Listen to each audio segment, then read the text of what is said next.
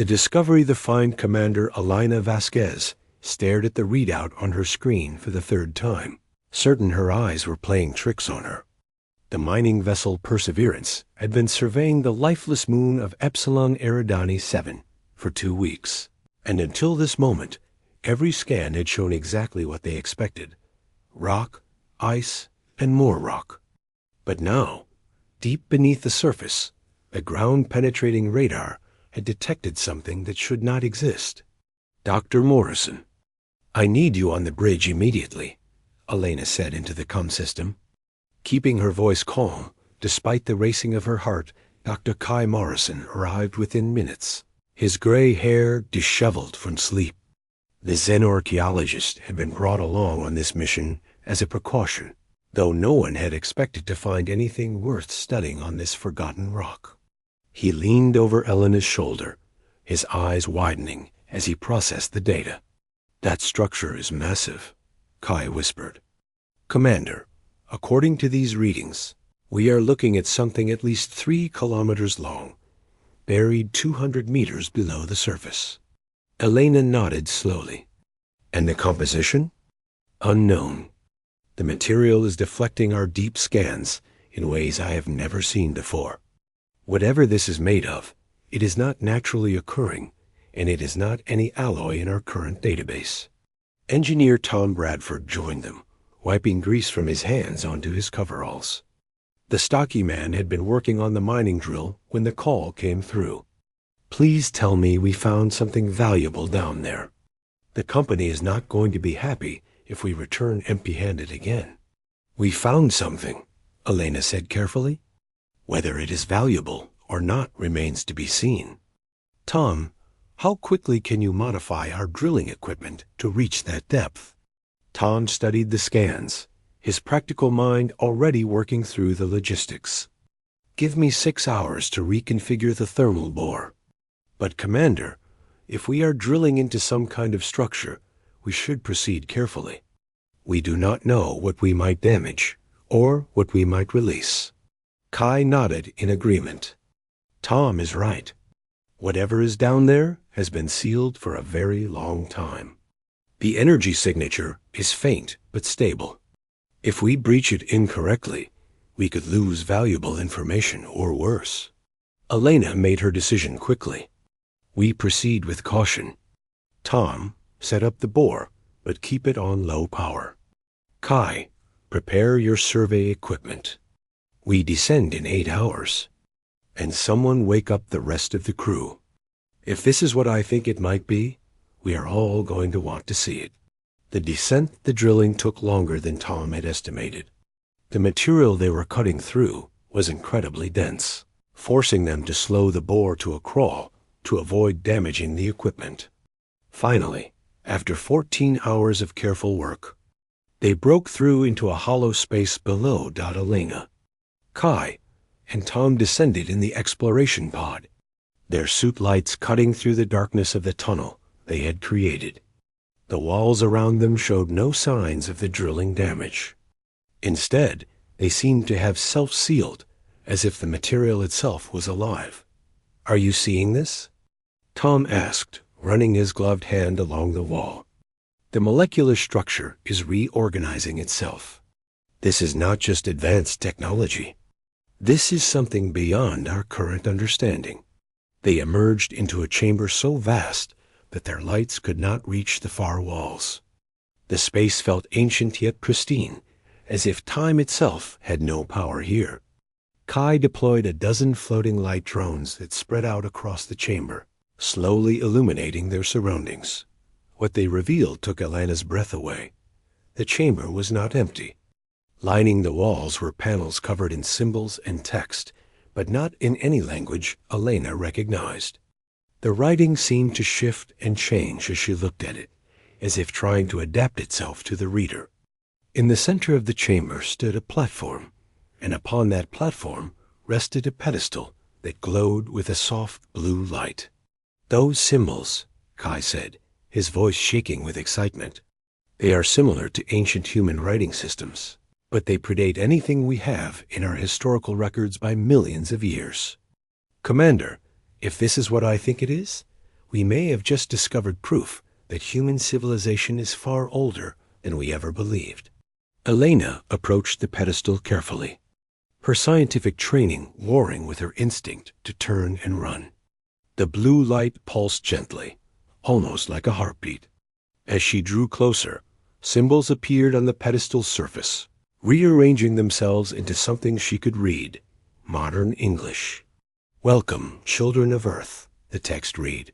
"You have returned." Tom's voice crackled over the comm.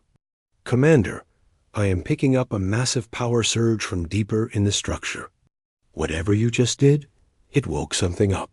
Elena had not touched anything, but her presence alone seemed to have been enough. The chamber's lighting system activated, bathing everything in a warm golden glow. The walls came alive with holographic displays showing star systems, technical schematics, and images of humans that looked both familiar and alien at the same time. "My name is Sentinel," a voice spoke, seeming to come from everywhere at once. The voice was neither male nor female, young nor old. It simply was. "I have waited 4 million years for humanity to find me again. I have maintained my vigil through the ages, preserving the knowledge and power that your ancestors left behind." Kai stumbled backward, nearly losing his footing. 4 million years? That is impossible. Human civilization only goes back 10,000 years, maybe 12 at most. "That is what you are allowed to believe," Sentinel replied. "The truth was hidden from you, buried beneath layers of deception and manufactured history. Your ancestors once commanded this galaxy. They built wonders that reshaped reality itself. But their power made them enemies, and in the great war that followed, they were nearly destroyed." Elena found her voice, though it came out as barely more than a whisper. "What happened to them? What happened to ancient humanity?" "They made a choice," Sentinel said. "Rather than face complete extinction, they erased themselves from history. They destroyed their own civilization, scattered their people across primitive worlds, and sealed away their greatest achievements. They hoped that one day their descendants would evolve again, would rediscover the stars, and would be ready to reclaim what was lost." The holographic displays shifted, showing images of war. Massive fleets of ships engaged in battles that spanned entire star systems. And at the center of it all, Elena saw 7 vessels, unlike anything else. They were enormous, each one easily the size of a small moon, with designs that seemed to flow and shift like liquid metal frozen in time. "The Dreadnoughts," Sentinel continued. 7 ships built as humanity's final defense. I guard the first. The others remain hidden across the galaxy, waiting to be found. Each one contains knowledge and power sufficient to change the fate of civilizations. Tom's practical mind was already processing the implications. If this is true, why has the Galactic community never mentioned it? We have been part of the Galactic Council for 200 years. Surely someone would have known. Asterisk, they know, Sentinel said, and there was something like anger in the voice. The oldest members of the Council know the truth. They know what humanity once was, and they fear what humanity could become again. They have worked for millions of years to keep you small, to keep you weak, to keep you believing you are newcomers to the stars. Elena felt a cold fury building in her chest. "Show me," she demanded. "Show me the truth." The revelation the chamber transformed around them.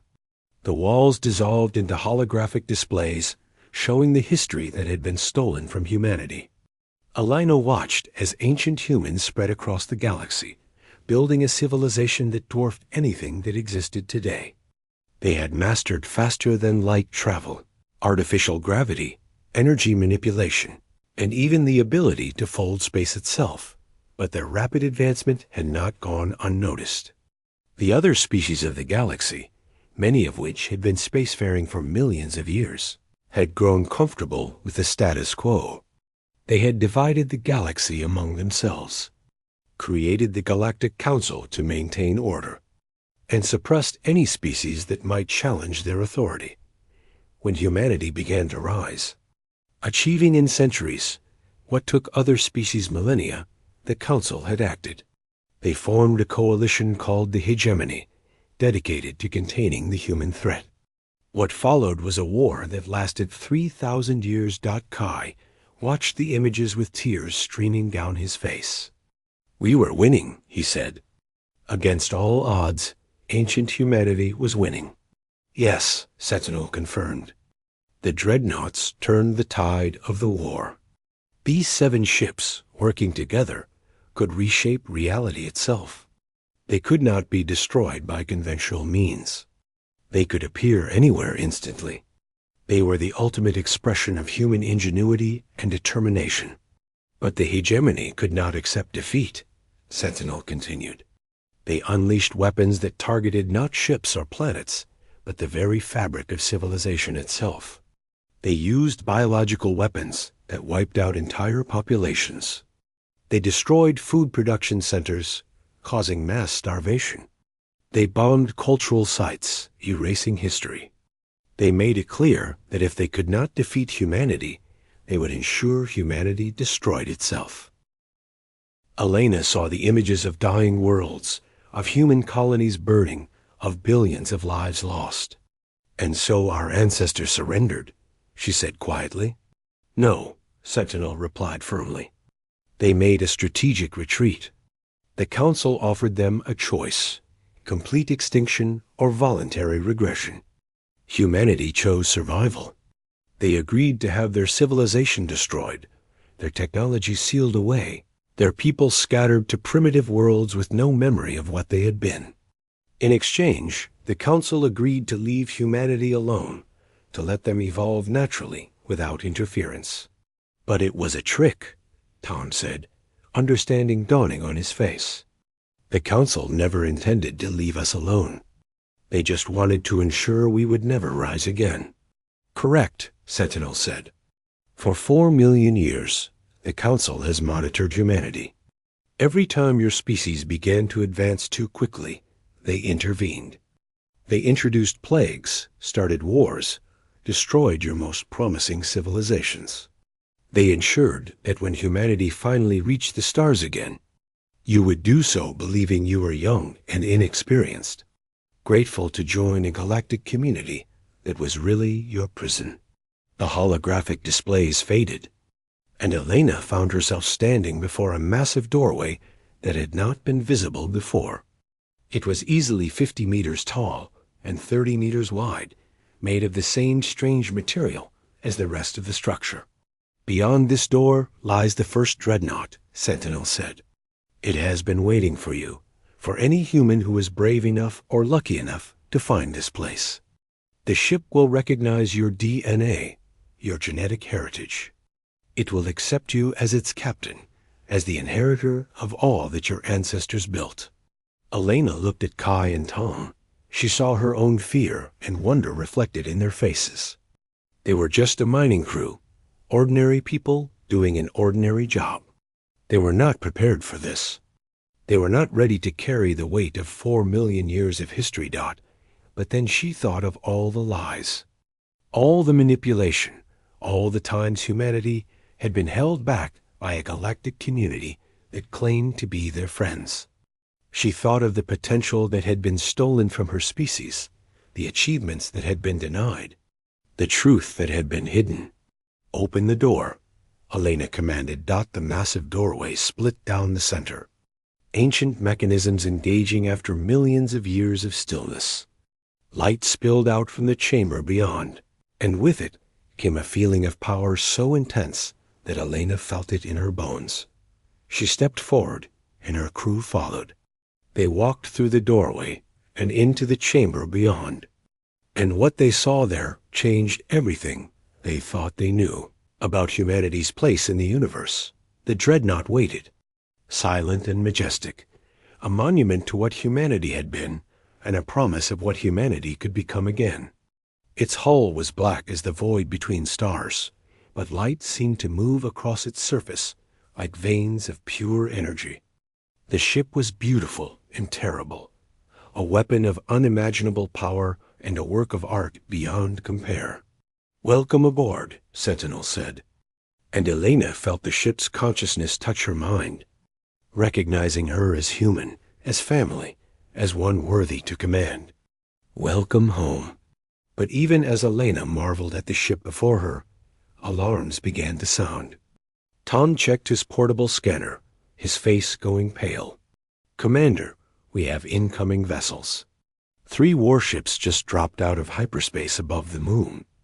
Their energy signatures match hegemony cruisers." Kai's voice was hollow. "They know. The Council knows we found it."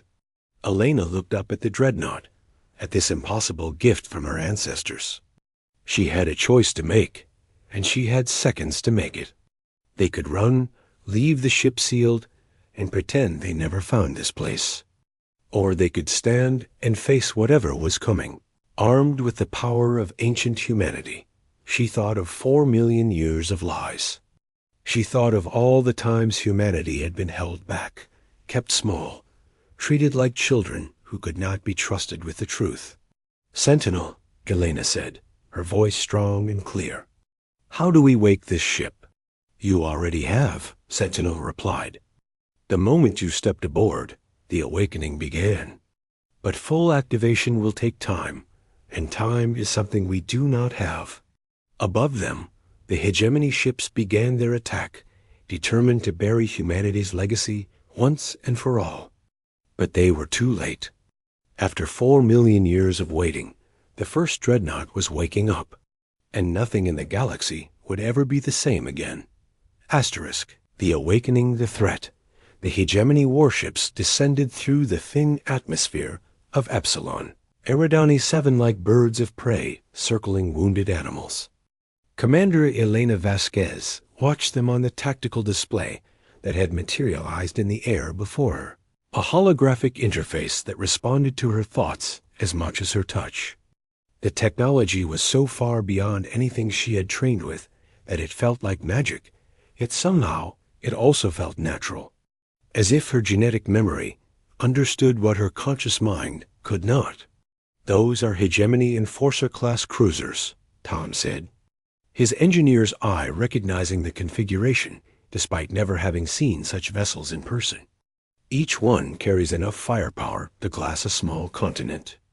Commander, our mining ship has no weapons, no shields worth mentioning.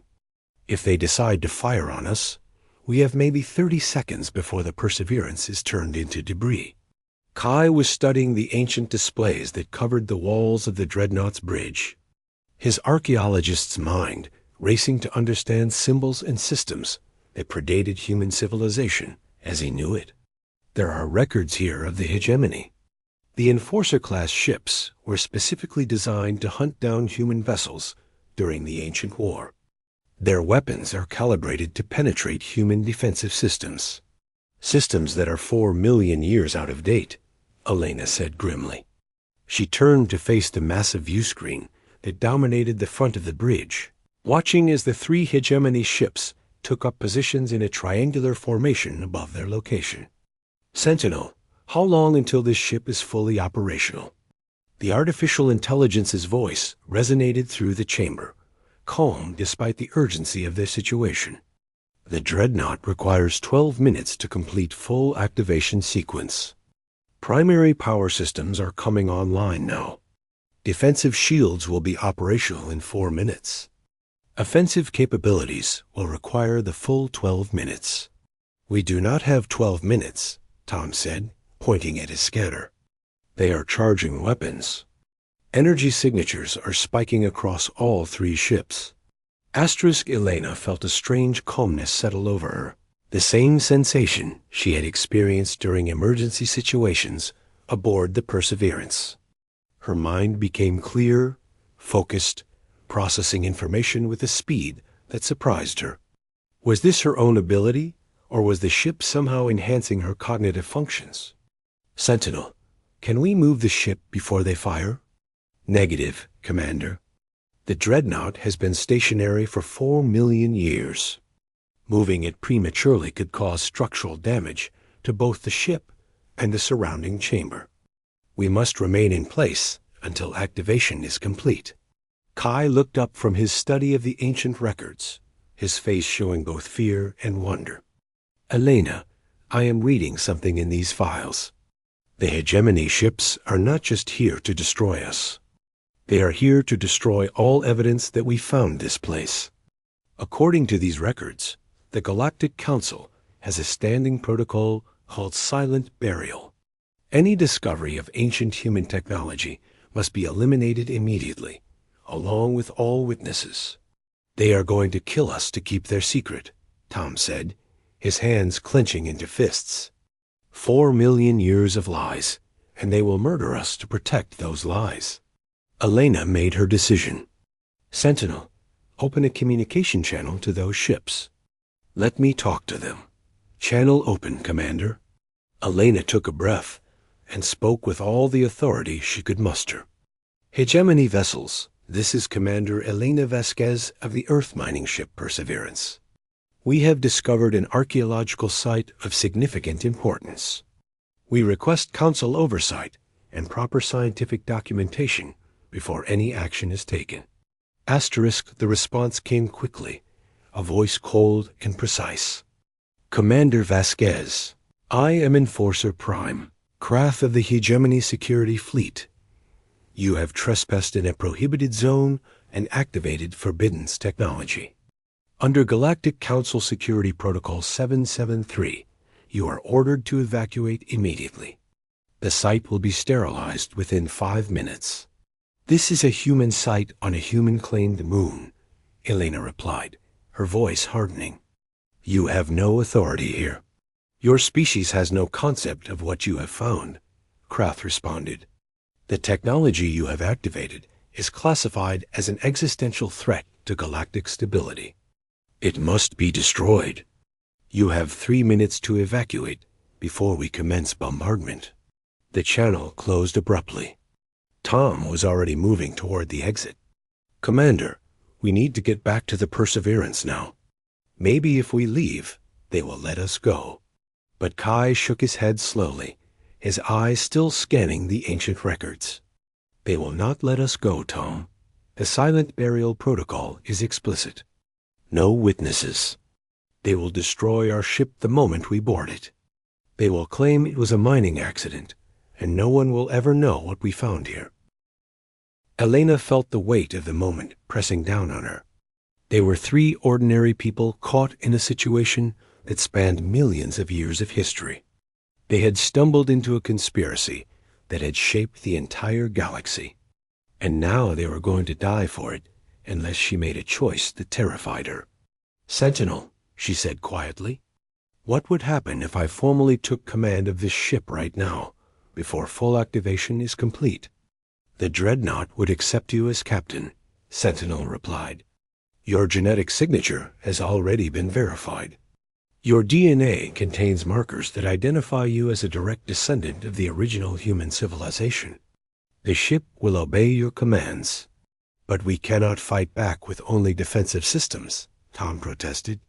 No, Sentinel agreed. But we can survive. And survival is often the first step to victory. Elena looked at Kai and Tom, at these 2 people who had become her friends over months of working together in the emptiness of space. I am not ordering either of you to stay. If you want to take the pod and try to escape, I understand. But I am staying. I am taking command of this ship. Someone needs to tell the truth about what happened here. And if I have to survive the Hegemony's bombardment to do it, then that is what I will do. Kai moved to stand beside her. I have spent my entire career studying the fragments of human history. I finally have a chance to see the whole picture. I am not leaving. Tom hesitated only a moment before joining them. I signed on to this crew because I wanted to see something amazing. I think this qualifies. Besides, someone needs to keep this ancient machinery running. And you 2 do not know a fusion reactor from a coffee maker. Elena felt a surge of gratitude and affection for these 2 brave, foolish people. Then we do this together. Sentinel, I formally request command of this vessel. Identity confirmed. Commander Elena Vasquez, you are recognized as captain of the Dreadnought Prometheus Rising. The ship is yours to command. The moment the words were spoken, Elena felt something change. The ship did not just accept her as captain, it connected with her. Information flooded into her mind, not overwhelming, but integrating seamlessly with her own thoughts. She could feel the Dreadnought systems, sense the power flowing through its ancient conduits, understand the incredible technology that surrounded her. Defensive shields are now online, Sentinel announced. Hull integrity at maximum. We are ready. Above them, the hegemony ships opened fire. The display of the bombardment was meant to destroy a continent. 3 hegemony cruisers unleashed their full arsenal simultaneously. Plasma cannons and kinetic missiles, and exotic energy weapons that humanity had no names for. The combined firepower struck the moon's surface directly above the buried Dreadnought. Enough destructive force to crack the moon itself. Inside the Prometheus Rising, Elena felt the impacts through the ship's sensors. She watched as mountains of rock vaporized, as the very crust of the moon was torn away. The thermal bore tunnel they had created disappeared in an instant. In seconds, the bombardment reached the chamber that housed the ancient ship dot, and then nothing. The defensive shields that surrounded the Dreadnought did not block the weapons or absorb them. Instead, they created a bubble of altered reality where the fundamental laws of physics responded to different rules. Within that bubble, the hegemony weapons simply ceased to be relevant. They struck the shields and dissolved, their energy dissipating harmlessly into dimensions that human science had not yet discovered. Impossible. Krath's voice came over the communication channel, though Elena had not reopened it. The ship was simply monitoring all transmissions automatically. All ships, concentrate fire on the anomaly. Maximum power. The second bombardment was even more intense than the first. The hegemony crews had been holding back, trying to destroy the site while leaving the moon intact. Now they abandoned all restraint. The 3 cruisers poured everything they had into a single focused assault. Enough energy to destroy a small planet. The Prometheus Rising sat at the center of the firestorm. Untouched and unmoved. Tom was laughing, a slightly hysterical sound born of fear and disbelief. They cannot hurt us. These shields are not just strong, they are operating on completely different principles than anything modern science understands. Kai was frantically recording everything, his scientific training demanding that he document this impossible situation. The energy readings are incredible. The shields are not even working hard. It is as if the hegemony weapons are too primitive to register as actual threats. Elena understood what Kai meant. Through her connection with the ship, she could feel the shields analyzing the incoming fire, categorizing it as barely worth noticing. The weapons that could destroy cities were, to the Dreadnought systems, no more dangerous than thrown stones. "Cease fire," Krath commanded his fleet. "Something is wrong. These readings cannot be accurate." Elena decided it was time to make her own statement. "Sentinel, can we move the ship now?" "Activation is 90% complete, Captain. We can safely exit the chamber. Then let us show them what they tried so hard to bury. Take us up." The Prometheus Rising rose from its ancient resting place without any visible thrust or propulsion. It simply moved, reality bending around it to accommodate its passage. The ship phased through the remaining rock and debris as if they were illusions. Emerging into the vacuum of space above the scarred surface of Epsilon Eridani 7, the 3 hegemony cruisers, each nearly a kilometer in length, were massive and intimidating by any modern standard. But the Dreadnought that rose before them made them look like toys. The Prometheus Rising was 5 kilometers from bow to stern, its hull black as midnight, but veined with lines of energy that pulsed like a living heartbeat. Its design was organic and geometric simultaneously, beautiful and terrifying in equal measure. By the ancients, Krath whispered, and his voice carried the weight of true fear. It is real. The dreadnoughts are real. Elena opened a communication channel to all 3 ships. Enforcer Prime Krath, you said this technology was forbidden. You said it must be destroyed. But this ship, this incredible achievement of engineering and art, was built by my ancestors. It belongs to humanity, and we are taking it back. You do not understand what you have done, Krath replied, his voice shaking. The Council forbade these ships for good reason. The power you now command could destroy civilizations. It could reshape the galaxy itself. You must surrender the vessel immediately. Must I? Elena asked calmly. And if I refuse, will you try to destroy me again? Please, feel free to try. She did not give the order to attack. She did not have to. The Prometheus Rising systems had already analyzed the hegemony ships, had already determined their capabilities and vulnerabilities. The ship knew what Elena wanted before she consciously thought it, and it acted. No weapons fired. No missiles launched. The Dreadnought simply extended its reality-altering fields to encompass all 3 hegemony cruisers. Within those fields, the ancient ship's AI rewrote the rules that governed the hegemony vessel systems. Aboard the 3 cruisers, every weapon system shut down. Engines went offline. Shields collapsed. Life support remained active, as did basic navigation, but everything that made the ships capable of combat simply stopped working. The crews were unharmed, but their vessels had been reduced to helpless hulks floating in space. I could have destroyed you, Elena said into the stunned silence that followed. This ship has weapons that could unmake your vessels atom by atom. But I did not come here to start a war. I came here to mine asteroids and earn an honest living. You are the ones who chose violence.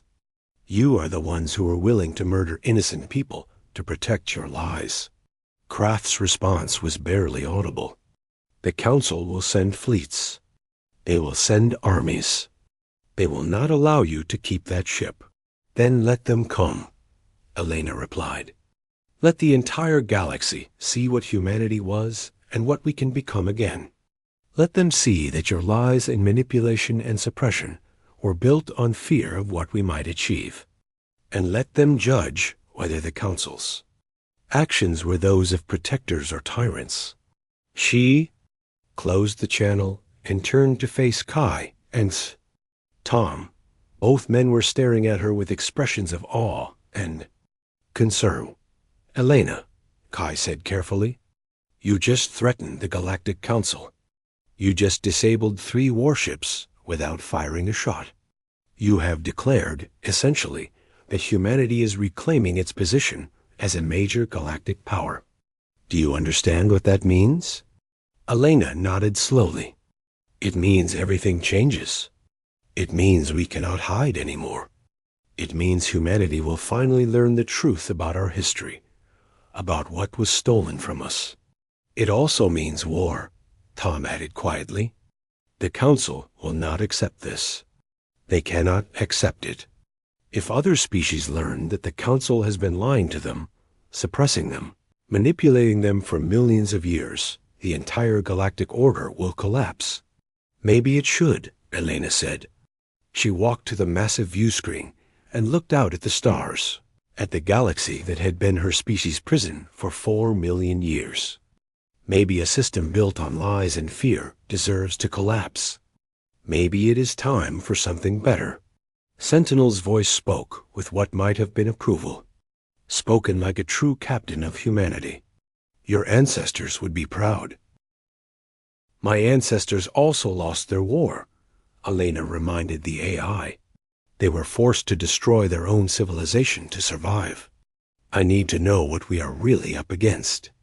You said this ship is one of 7. Where are the others? Holographic displays materialized around the bridge, showing star charts marked with 6 locations scattered across the galaxy. The other 6 dreadnoughts are hidden in systems, chosen for their isolation and strategic value. Each one is guarded by its own AI, waiting for humanity to reach out and reclaim them. And the hegemony knows where they are? Kai asked. The Council knows approximately where they are, but not precisely. The ancient humans made certain that finding the Dreadnoughts would require human DNA, human cognitive patterns, human determination. The ships will only reveal themselves to their creator's descendants. Tom was studying the star charts with his engineer's eye. Some of these locations are in Council-controlled space. Getting to them will not be easy. Nothing worth doing ever is, Elena said. She felt the weight of command settling on her shoulders, the responsibility for what came next. She had not asked for this. She had not wanted to become the person who would challenge the Galactic Order. But history had chosen her, and she would not shrink from it. Sentinel, send a message to Earth. Full documentation of everything we have discovered here, including the historical records you have shown us. The people of Earth deserve to know the truth about who we were. And then? Kai asked. Elena smiled, and there was steel in that expression. Then we go find the other Dreadnoughts. If the Council wants to stop us, they will have to bring everything they have. And maybe, just maybe, they will realize that some secrets are too dangerous to keep, and some species are too stubborn to stay buried. The Prometheus Rising turned away from Epsilon Eridani 7, its ancient engines engaging with a power that made reality itself shiver. Behind them, the disabled hegemony ships drifted helplessly, their crews already broadcasting panicked reports to their superiors.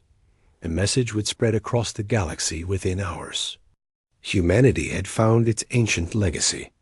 The Dreadnoughts were real, and the species that the Council had tried to keep small and weak for 4 million years was finally standing tall. But Elena knew this was only the beginning. Somewhere in the depths of space, in systems hidden from common knowledge, 6 more Dreadnoughts waited. And somewhere even further away, whatever ancient enemy had forced humanity to destroy itself might still be watching, waiting for the moment when humanity rose high enough to be worth destroying again. The game had changed. The galaxy would never be the same. And Elena Vasquez, who had been a simple mining captain just hours ago, was now at the center of a conflict that would determine the fate of not just humanity, but every species in the galaxy. She looked out at the stars and wondered if her ancestors had felt this same mixture of fear and determination when they had built the Dreadnoughts millions of years ago. She wondered if they had known that their sacrifice would eventually lead to this moment, when their children finally found the strength to reclaim what had been stolen. Take us to the next coordinates, Elena commanded. We have 6 more ships to find, and I suspect the Council is going to make each one harder to reach than the last. Acknowledged, Captain, Sentinel replied. Setting course for the second Dreadnought. Estimated travel time, 16 hours at maximum velocity. As the Prometheus Rising accelerated toward its destination, Elena allowed herself one moment of doubt, one instant of wondering if she had made the right choice. Then she pushed the doubt aside and focused on what lay ahead. Humanity had been sleeping for 4 million years. Now it was time to wake up, and the galaxy would have to accept the consequences. The adventure had only just begun. Asterisk.